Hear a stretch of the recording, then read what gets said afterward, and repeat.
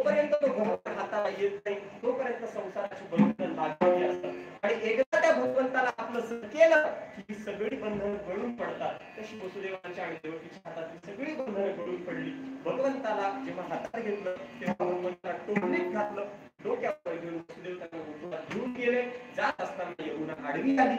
यमुना आडवी येण्याची अनेक कारण भक्तिशास्त्राने सांगितलेली आहेत. प्रत्येक कारण सांगितलं तसंच त्यामध्ये यमुनेला भगवंताच्या चरणदर्शनाची इच्छा निर्माण झाली. चरणदर्शनाची इच्छा निर्माण झाल्यानंतर भगवंताने आपला चरणाविष्ट बाहेर काढला.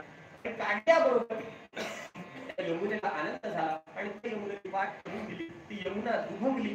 ती यमुना दुभंगली याचे कारण भक्तिशास्त्राने असं सांगितलंय की त्या यमुनेला माहिती होतं की आपल्या अंतःकरणातलं शल्य हे फक्त भगवंताला उघड करायचं असतं, दुसरीकडे उघड करायचं नसतं. म्हणून त्या यमुनेने दुभंगून आपल्या अंतःकरणामध्ये वास करणारं कालिया नावाचं शल्य भगवंताला दाखवलं. तेव्हा यासाठी तुम्हाला यायचंय बरं का. भगवंताने शब्द दिला या कालियाचं शल्य भेटण्यासाठी मी येईल. ते शल्य भेटण्यासाठी येईल हा शब्द दिल्याबरोबर भगवंताला वाट दिली. भगवान गोकुळात आले. आल्यानंतर त्या मायेला तिथून वसुदेवाने उचललं, भगवंताला ठेवलं, मायेला घेऊन परत आले. इथे वर्णन असं येतं की जेव्हा माया आली त्यावेळी सुद्धा यमुनेने परत वाट करून यमुनेने भगवंताला वाट करून देण्याचं स्वाभाविक आहे. मायेला वाट करून देण्याचं कारण काय. भक्तिशास्त्र असं सांगतं तिथं म्हणजे त्या यमुनेमध्ये आणि त्या मायेमध्ये एक करार झाला. त्या कराराला जेव्हा ती माया समोर आली यमुनेने कागद सही सांगितलं, हे बघ माये आज तुला जाणं गरजेचं आहे, मग तुला जाणं गरजेचं आहे, आता पोहोचायला पाहिजे.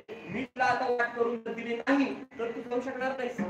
मी तुला आता वाट करून देईन पण त्याच्यावर अट अशी आहे भविष्यामध्ये कालिच्या रूपात अवतरायला येणार आहे. मी जेव्हा भगवंताची मागणी करेन तेव्हा ती माया माझ्या हात यायची नाही. तू जर माझ्या हात तेव्हा येणार नसशील त्या मागेत पाहिलं मायेची सही केली. मायेची सही त्या करारावर झाली. आणि मग वसुदेव देव त्या मायेला घेऊन आले. जसंच त्या मायेला हातात घेतलं कारागृहात म्हणजेच भगवान जेव्हा हाताला आला भगवान हातात आल्याबरोबर सगळी बंधनं गळून पडतात. मात्र भगवंताला सोडून जर मायेला हातात घेतलं तर पुन्हा सगळी बंधनं पुन्हा अंगाला लागतात. तद्वत वसुदेवांना पूर्ण सगळी बंधनं परत पडली. पुन्हा वसुदेव बंधनात पडले. ती माया रडायला लागली. रडायला लागल्याबरोबर झोपले बाहेर उठले. उठल्यानंतर त्यांनी सांगितलं 8वी जन्माला आली 8वा आलाच नाही. बोलणारा देव खोटा होता की 8वी आली म्हणे. कंसाला बोलवलं. कंसाने पाहिलं 8वी आहे. देवकी सांगते अरे बाबा ही माझी मुलगी आहे, भविष्यात कदाचित तुझी सून होऊ शकते, मारू नकोस. भागवताने वर्णन केलं मारू नकोस तिला. कंसाने काय ऐकलं तिला मारण्याचा प्रयत्न केला. ती हातातून निसटली. जगदंबेच्या रूपात प्रकट होऊन तिने सांगितलं तुझं लागी मधी तुला मारणारा माझ्या आधी जन्माला आलेला आहे. कंसाने या दोघांनाही सोडून दिलं. त्यानंतर इकडे भगवंताचा जन्मोत्सव गोकुळामध्ये झाला. भगवान हळूहळू मोठे होऊ लागले. कंसाने एक एक राक्षस पाठवायला सुरुवात केली. त्यातला पहिला राक्षस कंसेनं प्रजिता घोरा पूतना बालघातिनी पूतना बालघातिनी असणारी लहान मुलांना मारणारी पूतना सगळ्यात पहिल्यांदा पाठवली. ती पवित्र नाही पूतना अशी ती पूतना आली. ती भगवंताला मारण्यासाठी आपल्या स्तनांमध्ये विष भरून आली आणि ते विष भरून भगवंताकडे आली.